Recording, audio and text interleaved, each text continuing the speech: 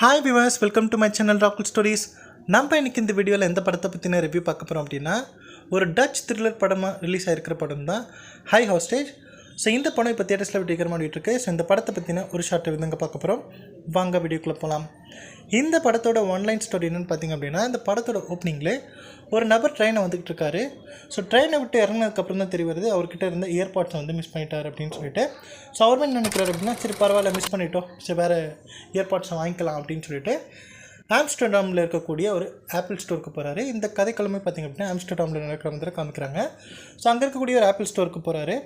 போயிட்டு அங்கே இருக்கக்கூடிய அந்த சேல்ஸ் பர்சன் கிட்ட கேட்குறாரு, இந்த மாதிரி எனக்கு ஒரு ஏர்பாட்ஸ் வேணும் அப்படிங்கிற மாதிரி கேட்கும்போது அவருமே சொல்கிறாரு, ஓகே சார், எங்ககிட்ட நிறைய ஏர்பாட்ஸ் இருக்குது, எந்த மாதிரி ஏர்பாட்ஸ் வேணுமோ நீங்கள் எடுத்துக்கலாம் அப்படிங்கிற மாதிரி அவர் பேசிகிட்டு இருக்கும்போது எதிர்பாராத விதமாக பார்த்திங்க அப்படின்னா ஒரு நபர் வந்து உள்ளே நுழைஞ்சிட்டான் ஆப்பிள் ஸ்டோருக்குள்ளே. அவன் என்ன பண்ணுறான் அப்படின்னா, கன் எடுத்து சரமாரியாக அங்கங்கே சுட ஆரம்பிக்கிறான். சுட ஆரம்பித்த உடனே எல்லாருமே பயந்து பேனிக் ஆகி எல்லாருமே தெரித்து ஓடுறாங்க. ஸோ அதில் 4 பேர் மட்டும் பார்த்திங்க அப்படின்னா அங்கே இருக்கக்கூடிய எம்ப்ளாயி ரூம்குள்ளே போய் ஒளிஞ்சிக்கிறாங்க. அந்த ஆப்பிள் ஸ்டோரில் இருக்கக்கூடிய எம்ப்ளாயி ரூம்குள்ளே போய் ஒளிஞ்சிக்கிறாங்க.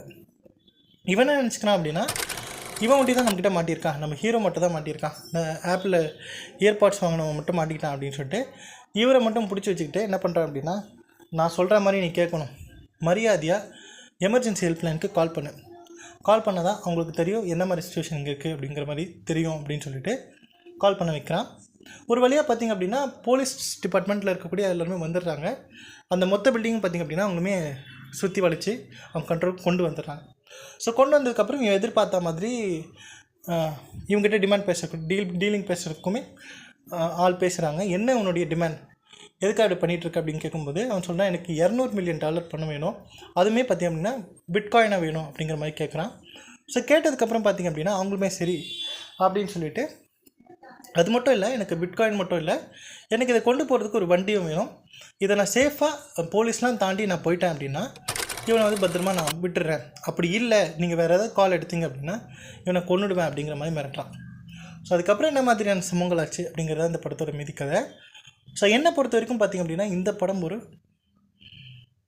ஒரு ஒன் டைம் வாட்சபிள் மூவி அப்படின்னே சொல்லுவேன். இந்த படம் ஒரு பேஸ்ட் ஆன் ட்ரூ ஸ்டோரி. 2022 ஆம்ஸ்டர்டாமில் இருக்கக்கூடிய ஒரு ஆப்பிள் ஸ்டோரில் இந்த மாதிரி ஒரு சம்பவம் நடந்துச்சு. அதை பேஸ் பண்ணி தான் இந்த படத்தை எடுத்திருக்காங்க. முழுக்க அந்த படத்தை அப்படியே தான் வந்து அப்படி தான் எடுத்திருக்காங்க அப்படின்னே சொல்லலாம். எனக்கு என்ன தோணுச்சு அப்படின்னா, இந்த படத்தில் இந்த கிளைமேக்ஸுமே பார்த்திங்க அப்படின்னா ரொம்ப ஆவரேஜான ஒரு ரியலிஸ்டிக்கான ஒரு கிளைமேக்ஸாக தான் இருக்கும். ஸோ இதுக்காக இவ்வளோ ஒரு விஷயம் பண்ணோம் அப்படிங்கிற மாதிரி இருக்கும். எனக்கு என்ன தோணுச்சு அப்படின்னா, இந்த படத்தோட டைரக்டர் கொஞ்சம் கிளைமேக்ஸை இவருக்கு ஏற்ற மாதிரி கொஞ்சம் மாற்றிருக்கலாமோ, ஆடியன்ஸ் பாயிண்ட் ஆஃப் வியூ, இல்லை இவருடைய இமேஜினேஷன்